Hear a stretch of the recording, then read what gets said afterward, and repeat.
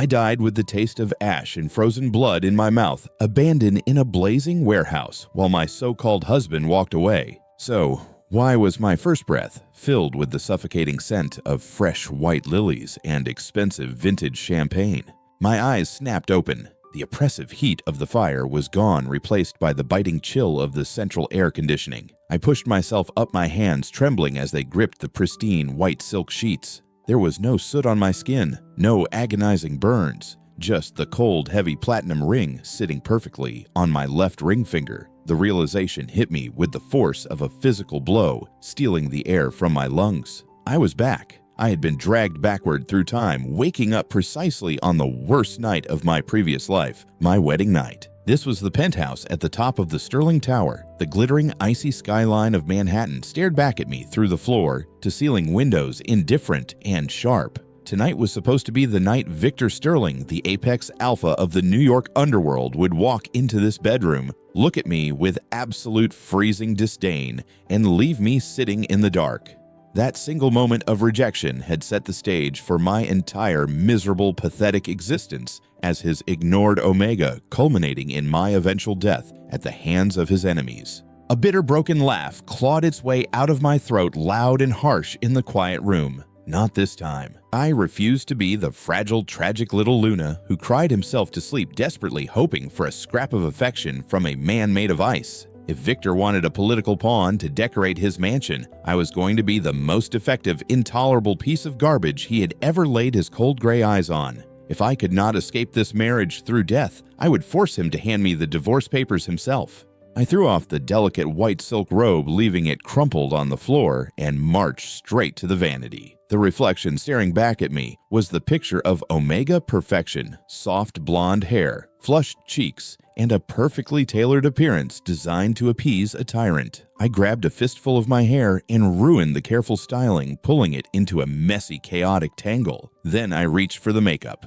I didn't just apply it, I weaponized it. I took a tube of blood-red lipstick and smeared it far past my lip line, dragging it up toward my cheeks like a deranged clown.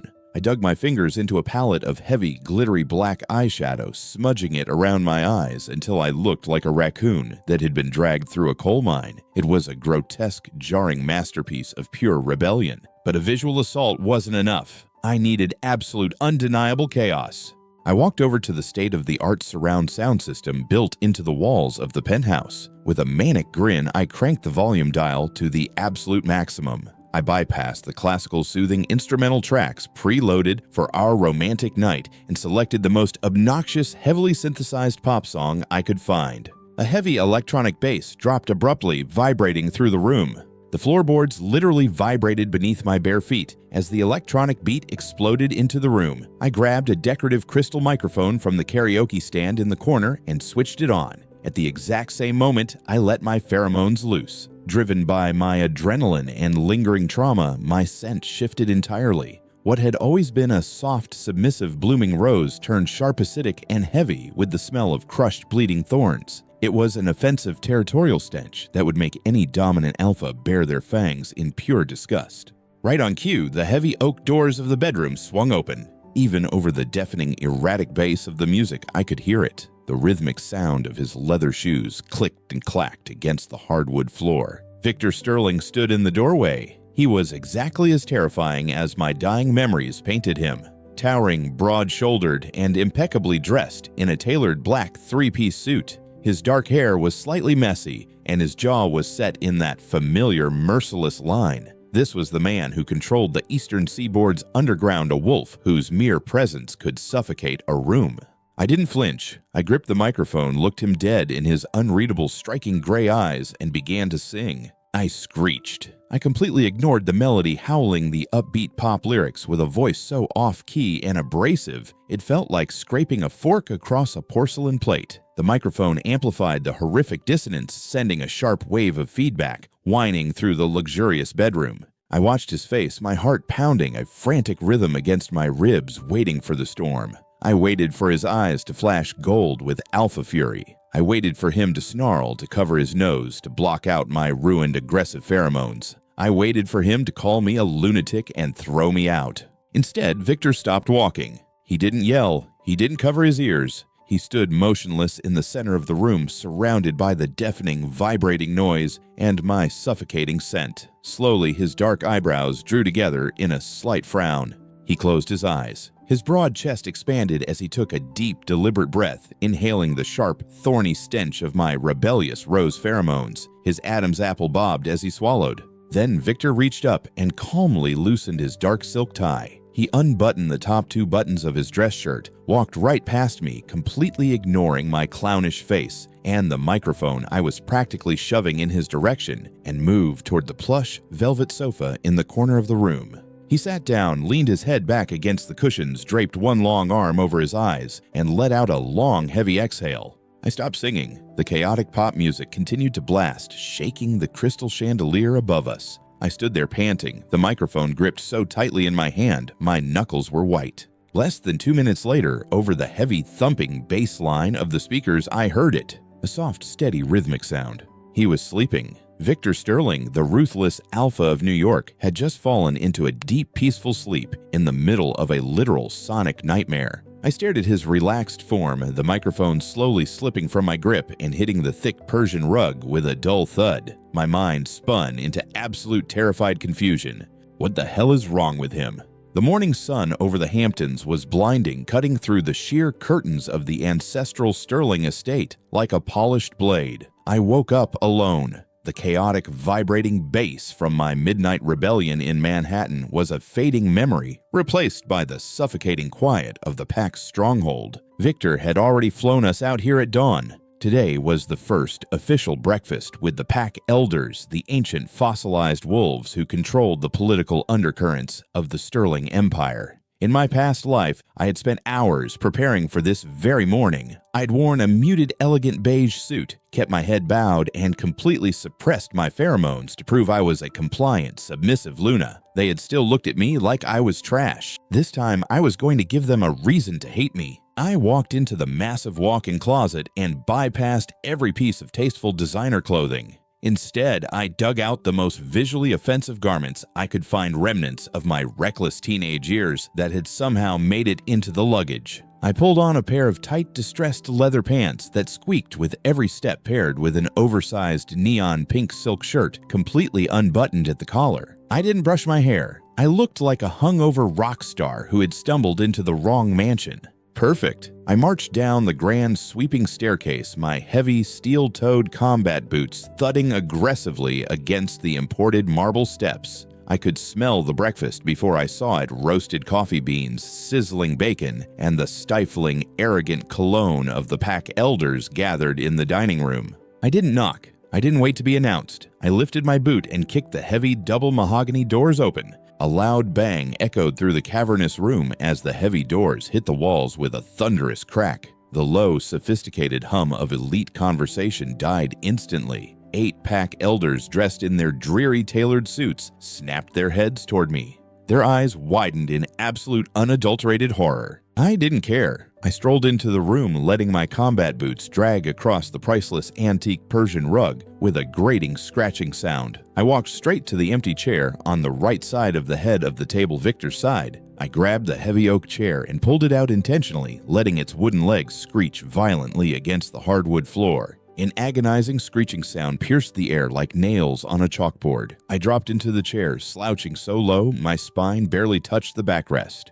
Victor sat at the head of the table, immaculately dressed in a charcoal suit, carefully slicing a piece of rare steak. He didn't look up, not even a flinch. I wasn't trying hard enough. I reached for a crystal pitcher of iced water. Instead of pouring it into my glass, I let my hand slip. The icy water cascaded over the rim, completely flooding the pristine white silk tablecloth and soaking the sleeve of the elder sitting across from me. "Oops," I drawled, lacing my voice with the thickest, most abrasive New York street slang I could muster. "My bad. Guess my hands are a little shaky this morning. Must be the jet lag, right, old man?" To add a cherry on top, I swept my elbow backward, intentionally knocking a delicate painted Ming vase centerpiece right off the edge of the table. A loud crash sounded as the vase shattered into 100 pieces, sharp shards of porcelain scattering across the floor like snow. The dining room erupted. The scent of the elder's outrage, sour metallic and heavy with dominant aggression, filled the air. Alpha, one of the elders, barked, his face turning an unhealthy shade of purple. What is the meaning of this? This Omega is a disgrace. Look at him. He lacks basic discipline. I smirked, crossing my arms over my neon pink chest. Yes, I thought. Say it. Tell your Alpha to throw the garbage out. Hand me the divorce papers. I waited for the storm. I waited for Victor to slam his fist onto the table to use his terrifying Alpha voice to force me onto my knees. Instead, Victor slowly set his silver knife and fork down. The soft clinking sound of the metal against the china was the only sound in the room. He leaned back in his chair. My pheromones were completely unchecked, a sharp, jagged, defensive rose scent that screamed pure defiance. It was a scent that challenged authority. Victor didn't look at my hideous outfit. In fact, his eyes were unfocused, staring at a blank space on the wall just past my shoulder. He took a long, deep breath, pulling my chaotic, aggressive scent straight into his lungs. As he exhaled, a terrifying thing happened. The harsh, exhausted lines around his mouth softened. The permanent tension in his broad shoulders visibly dropped. He looked serene, like a man who had just stepped into a quiet sanctuary. "Get out," Victor said. His voice was a low, gravelly rumble. Quiet, but carrying the absolute weight of a king's command. The elder who had yelled puffed his chest out. "Yes, Alpha. We will have the guards escort this unruly Omega out." "Not him," Victor interrupted, his cold gray eyes finally snapping to the elder. "All of you, leave my dining room, now!" The elders froze, their mouths hanging open, but no one dared to argue with the apex. Within 30 seconds, the room was completely empty, leaving only me, the shattered vase, and the terrifying Alpha. I gripped the edge of the table, suddenly unsure of my footing. This was not the script. Victor stood up. "Follow me to the study." I followed him, my heart hammering against my ribs. This is it, I thought. He didn't want to make a scene in front of the elders. He is going to kill me in private. We entered his private study, a massive room lined with dark wood bookshelves and a roaring fireplace. Victor walked to his heavy mahogany desk, sat down, and pulled a stack of documents toward him. He didn't yell. He just pointed a long, elegant finger toward a leather armchair in the corner of the room. "Sit there," he ordered softly. I cautiously sat down. I waited for the lecture. I waited for the punishment. 5 minutes passed. The only sound was the scratching of his expensive fountain pen against paper. Frustration boiled over inside me. I wasn't going to be ignored. I grabbed a heavy leather-bound book from the side table, opened it, and intentionally flipped the pages with aggressive slapping sounds. The sound of pages slapping together echoed loudly. "Fucking ridiculous," I muttered under my breath, making sure my voice was loud enough to carry. Unbelievable. Trapped in a house with a damn psycho. I spiked my pheromones again, lacing the air with pure, unfiltered annoyance. I glanced up, expecting him to snap. Victor had stopped writing. He was leaning back in his chair, his eyes fully closed. The pen rested loosely in his relaxed grip. As my harsh curses filled the room, and my sharp scent washed over him, a faint, almost imperceptible sigh of relief slipped from his lips. He was using my anger, my noise, and my rebellious scent as a lullaby.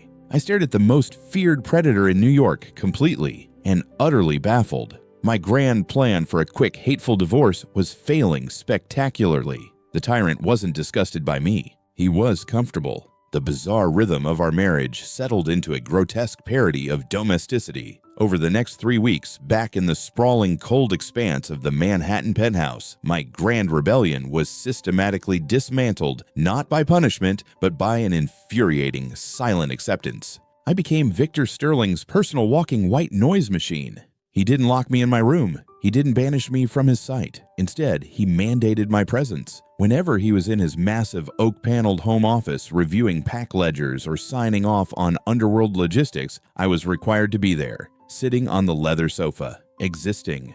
I tried everything to break his concentration. I would loudly crunch on ice cubes, the cracking sound sharp and grating. I would tap my heavy boots against the coffee table in rapid, irritating, off-beat rhythms. I would mutter strings of foul curses under my breath about his arrogance, letting my pheromones spike with the bitter sharp scent of defensive thorny roses. And every single time, without fail, the tension in Victor's broad shoulders would melt. His breathing would even out. The scratching of his expensive fountain pen against the parchment would find a steady, calm rhythm. It was maddening. I was a prisoner whose only function was to act as an emotional sedative for a tyrant who treated my hatred like a high-end sleep aid. But everything changed on the night the hurricane hit the eastern seaboard. The storm rolled over New York City like a descending executioner. The wind howled against the reinforced floor-to-ceiling glass of the penthouse, a continuous, high-pitched shriek that set my teeth on edge. Rain lashed against the windows like handfuls of gravel.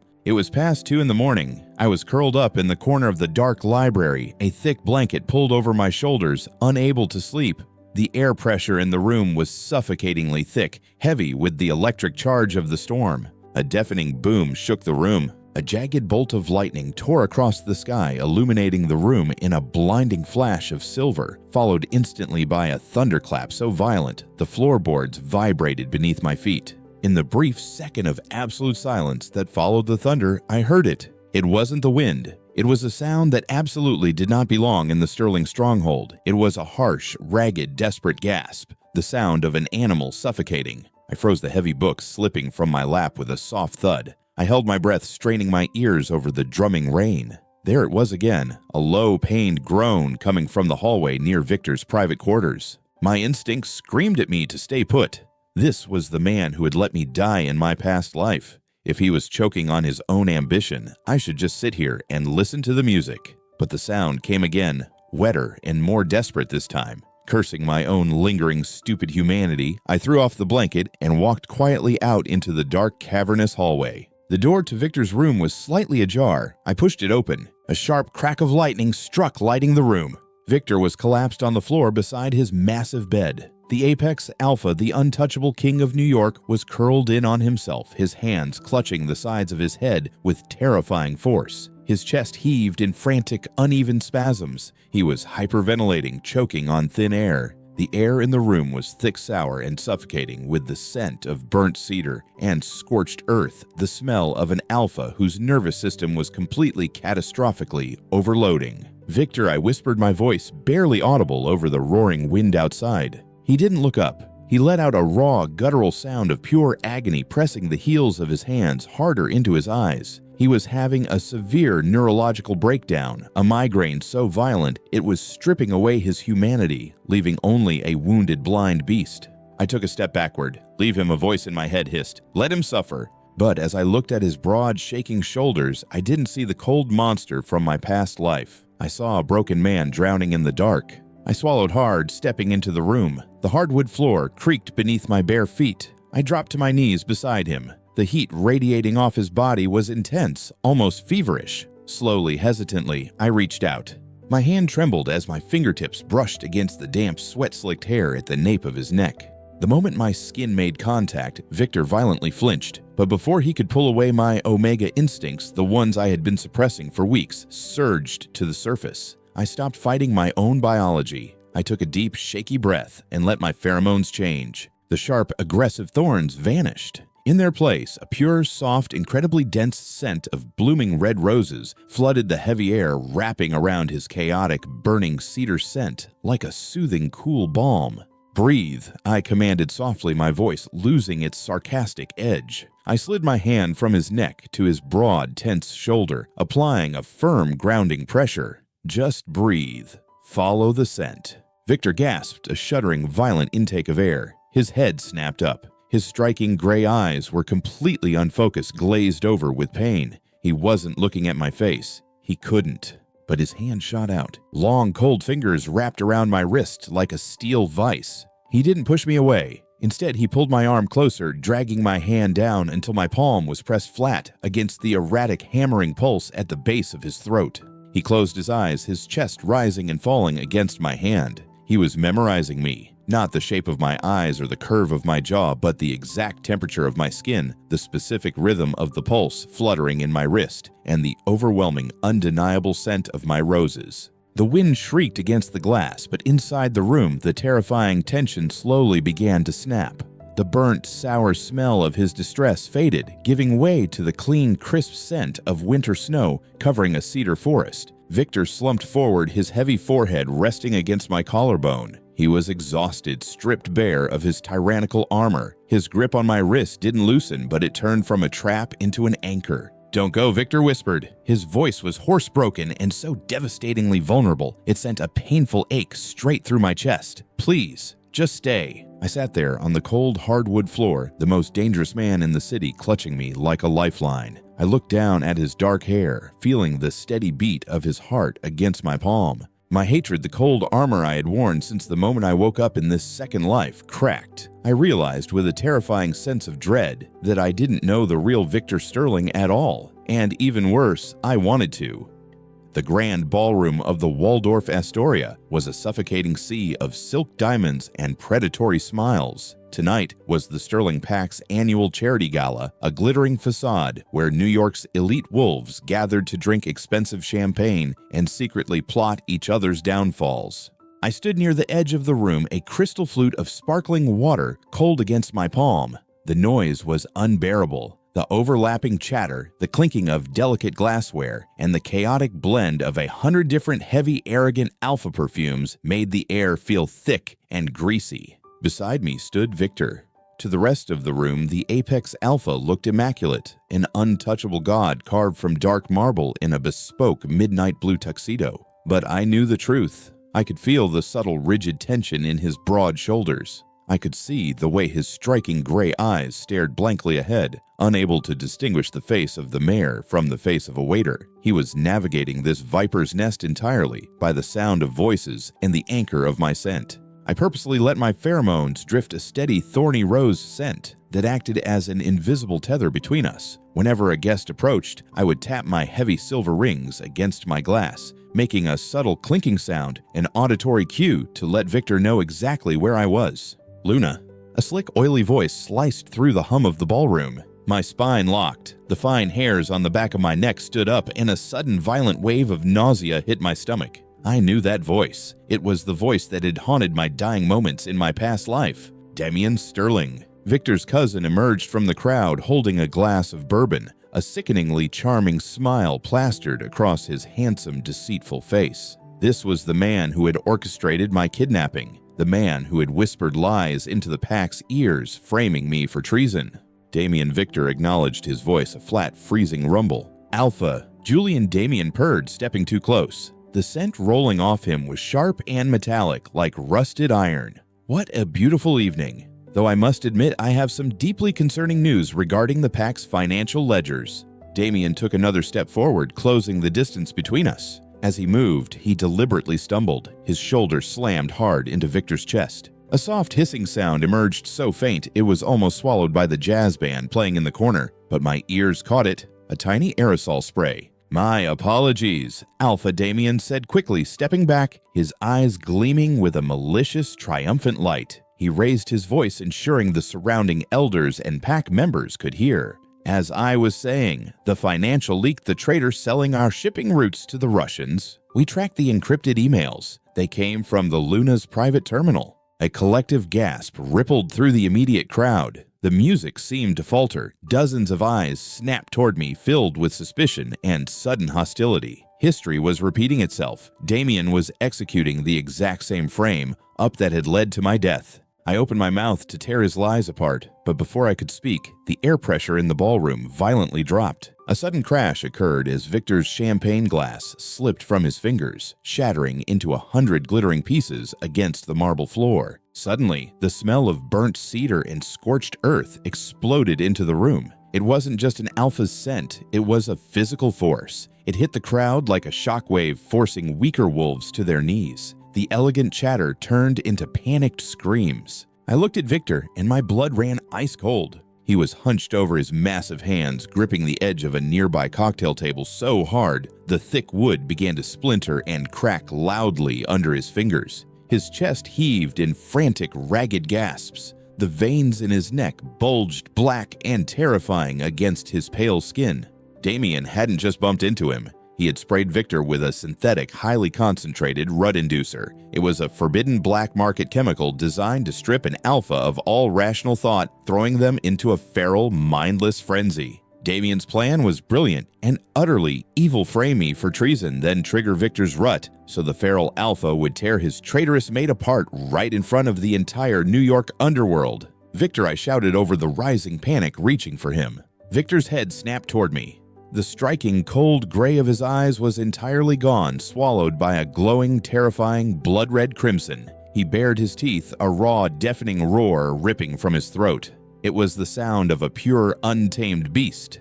The crowd scattered in sheer terror. Chairs were knocked over, glass shattered. He is feral. The Luna betrayed him, and the Alpha is going to kill him, Damien yelled, backing away with a smirk of absolute victory. I stood frozen. My traumatic memories violently collided with reality. The beast was unleashed. I closed my eyes, bracing for the agony of his claws, waiting for the monster to strike me down just like he had abandoned me in the fire. But the strike never came.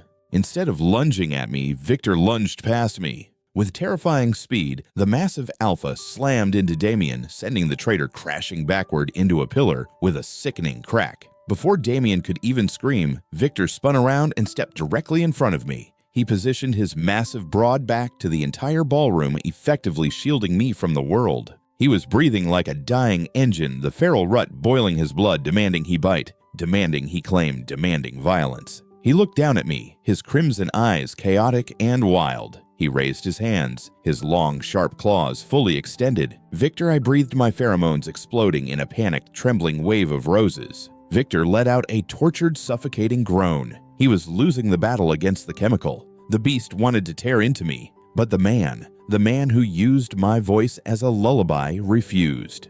In a move that stopped my heart, Victor violently grabbed his own left forearm. He brought his wrist to his mouth, opened his jaws, and bit down with devastating force. A sickening crunch echoed. The sound of his fangs piercing his own flesh and muscle echoed sharply. Blood hot, dark, and metallic spattered onto the pristine marble floor. He was using physical agony to chain the beast inside him. He was destroying himself to keep me safe. He dropped to his knees, his bleeding arm hanging at his side, the steady sound of blood dripping onto the white tiles filling the silence. He leaned his heavy, sweating forehead against my stomach, his massive arms coming up to wrap around my waist in a desperate bruising grip.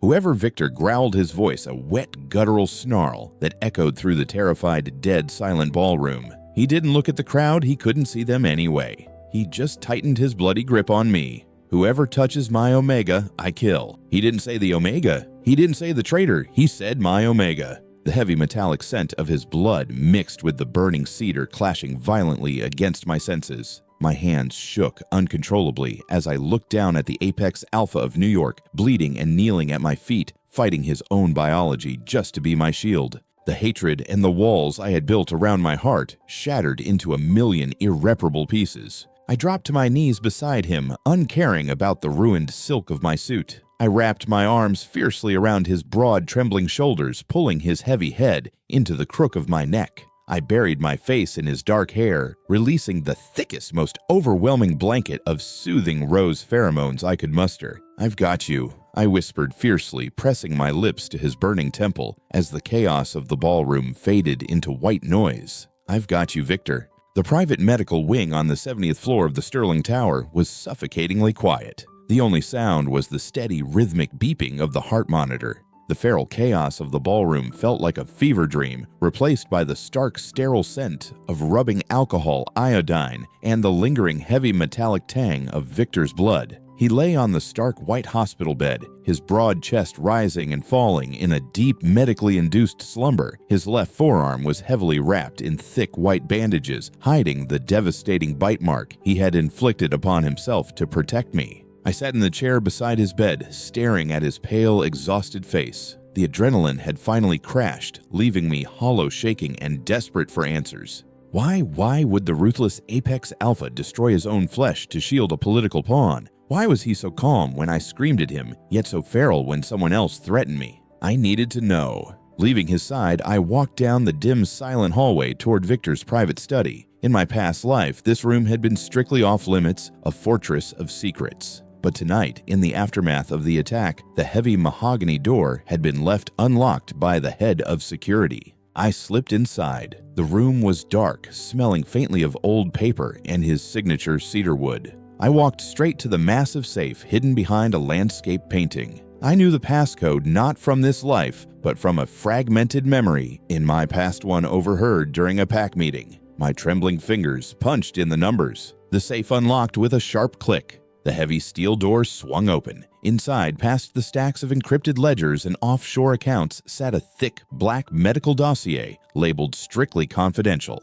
I pulled it out, the heavy paper rustling loudly in the deadly quiet of the study. I turned on the small desk lamp, casting a sharp, golden pool of light over the leather-bound desk, and opened the file. The medical jargon was dense, but the bold red diagnostic conclusions leaped off the page, striking me like physical blows. Patient Victor Sterling. Diagnosis: severe prosopagnosia, face blindness, chronic insomnia, advanced neurological deterioration due to extreme alpha pheromone overload. Notes: patient is entirely incapable of distinguishing facial features. Reliance on auditory and olfactory processing is absolute. High risk of sensory collapse. My breath hitched. The thick file slipped from my trembling fingers, hitting the desk with a heavy thud. He couldn't see faces. He had never been able to see my clownish makeup on our wedding night. He hadn't been ignoring me. At the breakfast table, he was literally finding his bearings in a room full of featureless blurs. But then the memory of my past life, the roaring flames of the warehouse, the suffocating smoke, and the silhouette of Victor walking away with someone else in his arms slammed into my mind. Damien's sickening laughter echoed in my head. In my previous life, Damien had orchestrated the kidnapping. He had placed another blonde Omega in my coat, sprayed them with a synthetic replication of my pheromones, and left me tied up in the deepest corner of the burning building. I had died cursing Victor for choosing someone else. I had died believing I was worthless garbage to him. But Victor hadn't chosen someone else. He had rushed into a blazing inferno, completely blind to faces relying on a compromised sense of smell in a building choked with smoke and ash. He had grabbed the first person who faintly smelled like me and wore my clothes. He didn't abandon me. He was tricked, and when he eventually realized the Omega in his arms wasn't me, the realization must have broken him. That was why, in my past life, rumors said the Apex Alpha of New York had gone completely violently insane shortly after my death. He hadn't been cold. He had been a blind man, fiercely and desperately trying to hold on to his world in the dark. Oh my God, I choked out, pressing both hands over my mouth. An agonizing, earth-shattering sob ripped from my throat. It was the sound of a dam breaking, years of accumulated hatred trauma and bitter resentment shattering into a million pieces. The tragedy of our past life wasn't born of malice. It was born of a cruel, bloody misunderstanding.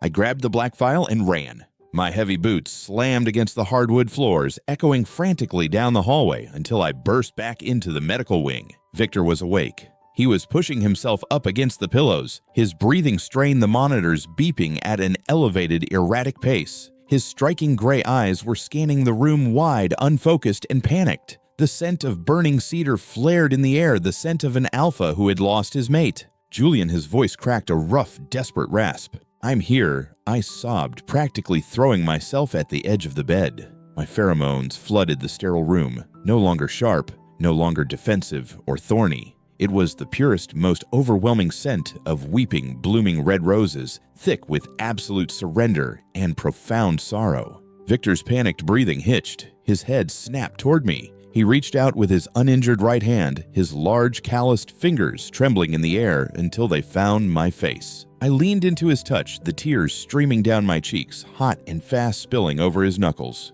"You're crying," he whispered, his thumb gently, clumsily, wiping the moisture from my cheek. His brow furrowed in deep distress. "Why are you crying? Did I hurt you?" "No," I wept, gripping his large hand with both of mine, pressing it fiercely against my wet cheek. "No, you didn't hurt me. You saved me. You always tried to save me." Victor's gray eyes searched mine, blind but entirely focused. "I can't see your face, Julian." He confessed the words, raw and bleeding with a vulnerability he had never shown to another living soul. "I have never seen it. But when I touch your skin, when I hear your erratic, stubborn heartbeat, when I breathe in your roses, my soul recognizes you. You are the only light I have." I squeezed my eyes shut, a fresh wave of tears falling. With my free hand, I reached into the inner pocket of my ruined suit jacket. My fingers brushed against the crisp, folded envelope I had carried with me every single day since I had regressed back in time.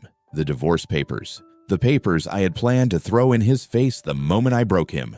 I pulled the envelope out. I looked at Victor, this terrifying, broken, beautiful monster who had torn his own flesh to keep me safe. I didn't say a word. I gripped the thick envelope with both hands. The sound of tearing paper cut through the room, loud over the steady beeping of the heart monitor. I tore the papers in half, then into quarters. I let the shredded pieces of my hatred and my escape plan fall like snow onto the sterile hospital floor. Victor tilted his head, listening to the sound of the ripping paper. He didn't know what I was destroying, but the sudden peaceful settling of my pheromones told him everything he needed to know. I leaned forward, resting my forehead against his, our breaths mingling in the space between us. "I'm not going anywhere." "Victor," I whispered fiercely, my voice trembling but filled with absolute unbreakable resolve. "I'm staying right here." It took exactly 5 days for the vultures to circle. With Victor recovering in the medical wing, his left arm still heavily bandaged, Damien made his final desperate play for the throne. He invoked an ancient pack law, calling for an emergency tribunal of the elders at the absolute apex of the sterling financial tower. His goal was simple expose. Victor's face blindness declare him medically and mentally unfit to lead the eastern seaboard and seize the mantle of Apex Alpha.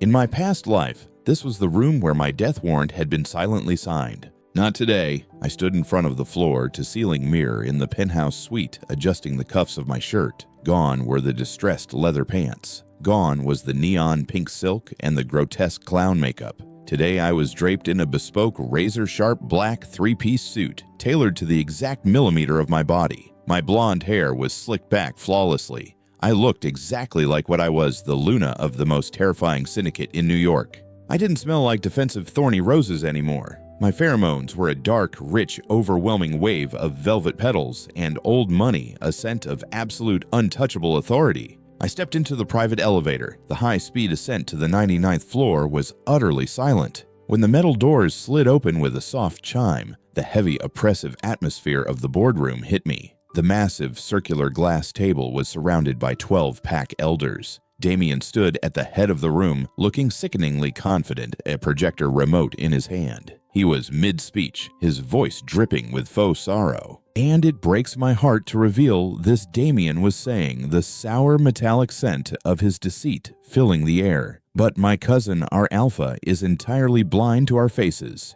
He cannot distinguish friend from foe. He is compromised. He is weak.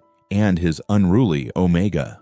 A sharp clicking sound echoed as my leather Oxfords struck the polished marble floor like gunshots through the cavernous room. Damien's mouth snapped shut. The 12 elders turned their heads in unison. I didn't stop walking until I reached the very center of the room. I held a thick, heavy black leather briefcase in my right hand. The silence was absolute suffocating, broken only by the low hum of the air conditioning. "This is a closed tribunal." Luna Damien snarled his confident scent, faltering for a fraction of a second. "Omegas are not permitted unless summoned. Guards, remove him."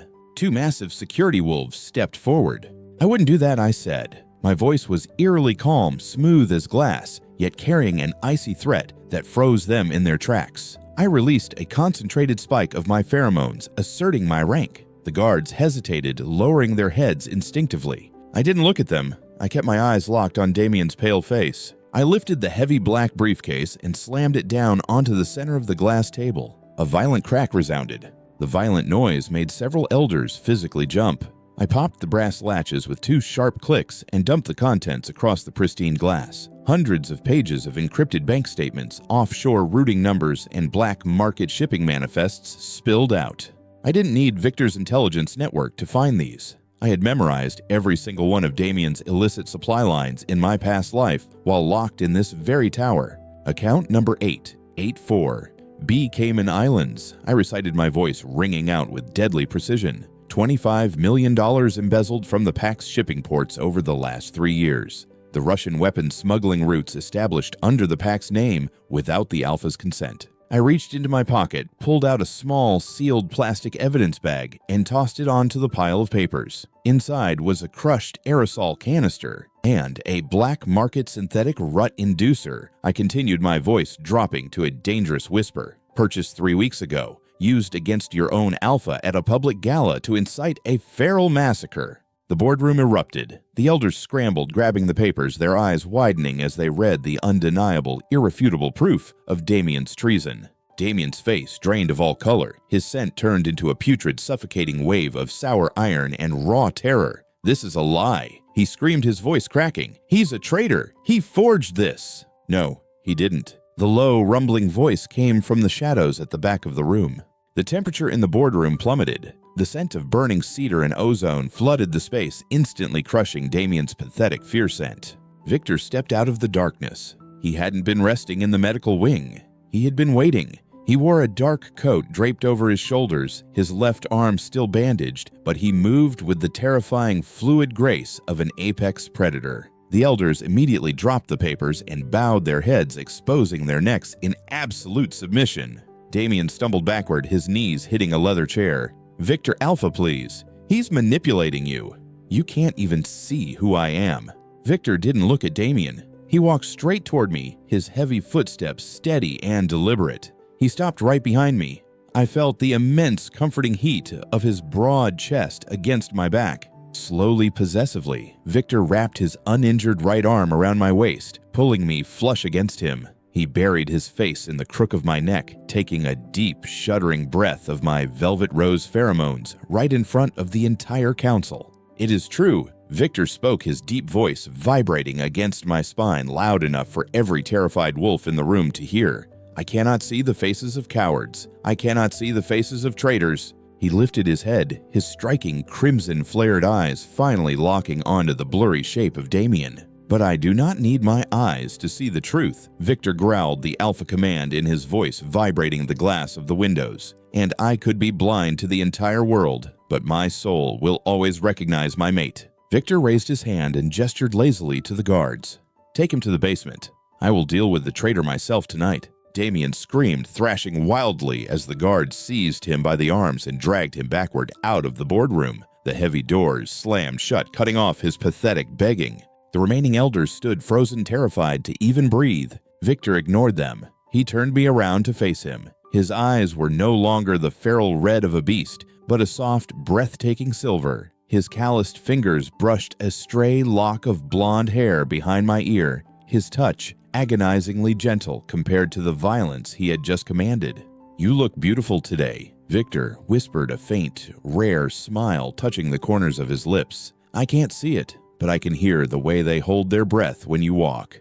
I can smell your victory." My heart hammered against my ribs, overflowing with a love so fierce it physically ached. "Victor," I breathed. He didn't say another word. He leaned down, his lips brushing against my jawline, trailing fire down to the sensitive, unmarked skin of my scent gland. Then he bit down. It wasn't the violent, feral bite of a rutting beast. It was a deep, agonizingly sweet, deliberate claim. A true marking. The bond snapped into place like a lightning strike, a rush of pure gold and cedar flooding my senses, intertwining permanently with my roses. I gasped, my hands fisting in his shirt, anchoring myself to the man who had just rewritten my destiny.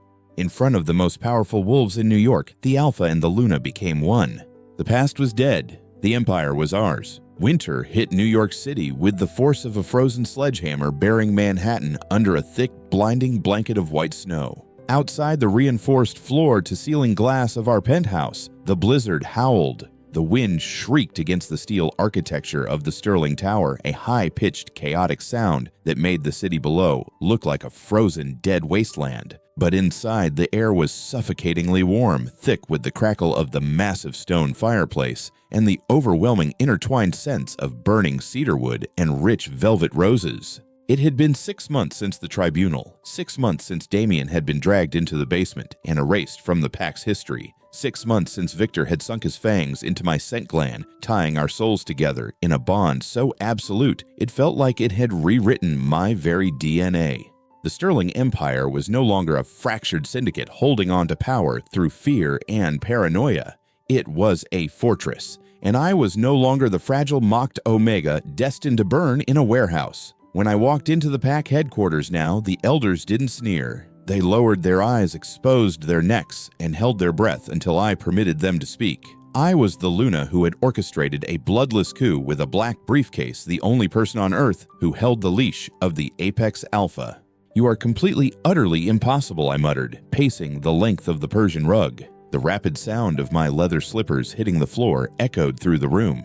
I was wearing one of Victor's oversized dress shirts, the sleeves rolled up to my elbows, the fabric swallowed by his lingering cedar scent, and nothing else. "I mean it," Victor, I continued throwing my hands up in the air in sheer exasperation. You cannot just release a wave of homicidal pheromones every time a business partner looks at me for more than 5 seconds. The Italian shipping magnate looked like he was about to have a synchronized heart attack and stroke. You shattered a crystal decanter with your bare hands. From the dark leather sofa near the fire, a low, incredibly deep chuckle vibrated through the quiet room. Victor was sprawled across the cushions, dressed in soft, dark sweatpants and a simple black t-shirt. The firelight danced across his pale skin and the devastatingly sharp lines of his jaw. His left forearm, resting casually on his stomach, still bore the jagged silver scar of the bite mark he had inflicted upon himself to save me. I traced that scar with my lips every single night.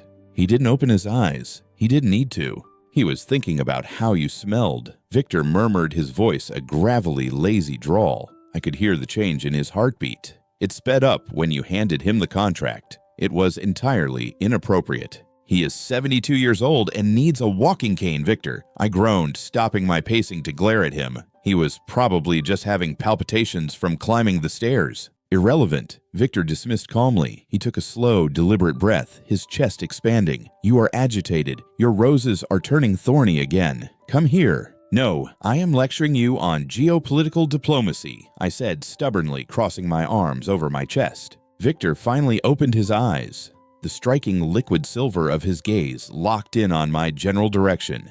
He still couldn't see my face. He couldn't see my frustrated pout or the way my hair was falling into my eyes. But he could hear the exact cadence of my breathing. He could track the heat radiating from my skin.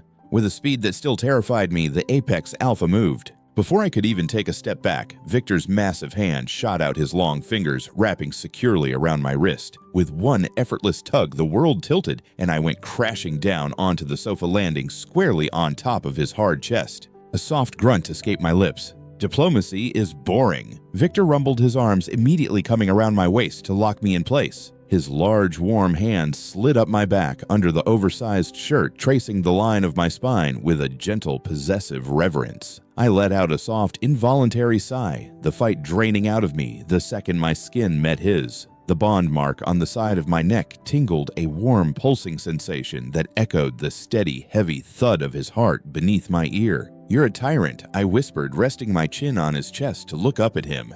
"I am aware," he replied smoothly. Victor lifted his hand, his calloused fingertips lightly brushing against my jawline. He mapped my features like a blind man reading sacred braille, tracing the curve of my cheekbone, the bridge of my nose, the softness of my lips. It was an act of such profound, devastating intimacy that it made my chest ache every single time he did it.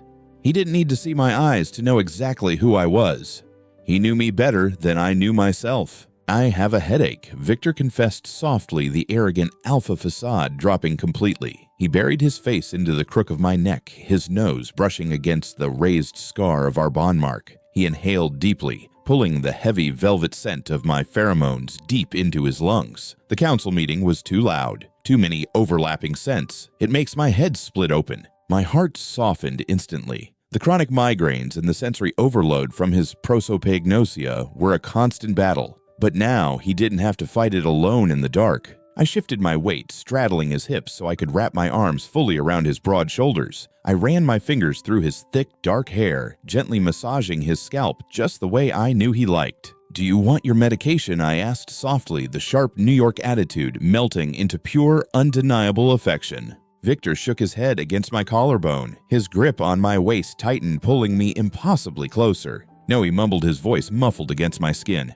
"I just need my sedative." I couldn't help it. A bark of laughter escaped my lips. "Oh, absolutely not. I am the Luna of the Sterling Pack. I am a respected, terrifying underworld figure. I am not your personal white noise machine." Victor tilted his head up. His silver eyes were half closed, heavy with exhaustion, and an adoration so deep it felt like drowning. A small, breathtakingly rare smile curved his lips. "Please, Julian," he whispered, his thumb stroking my hip bone. "Sing for me. Sing that god-awful pop song you screamed at me on our wedding night. Make it terrible. Make it completely off-key. If you don't, I won't be able to sleep." I stared at the most dangerous, ruthless predator on the eastern seaboard, practically begging his husband to verbally assault him with terrible karaoke. Perfect love didn't exist. Perfect love was a lie sold in glossy magazines and cheap fairy tales. True love was jagged. It was built on miscommunication's bloody scars and the terrifying willingness to let someone see all your broken, defective pieces. It was a blind alpha and a traumatized omega holding each other together in a world that wanted to tear them apart. I leaned down and pressed a long, soft kiss to his lips. He tasted like expensive whiskey and absolute safety. "You're an idiot," I whispered against his mouth. "I'm your idiot," he corrected softly, his eyes falling completely shut, his breathing already beginning to even out as he waited. I smiled, resting my head against his shoulder. As the blizzard raged against the glass windows of the penthouse, isolating us from the rest of the cold, cruel world, I took a deep breath, and then softly, terribly, and completely off-key, I began to sing. The heavy rhythmic sound of Victor's heartbeat slowed, syncing perfectly with the chaotic, beautiful mess of my voice. The fire crackled, the scent of winter cedar and blooming roses settled over the room like a heavy protective blanket. I closed my eyes, letting the melody warp and break in the quiet room. I was home.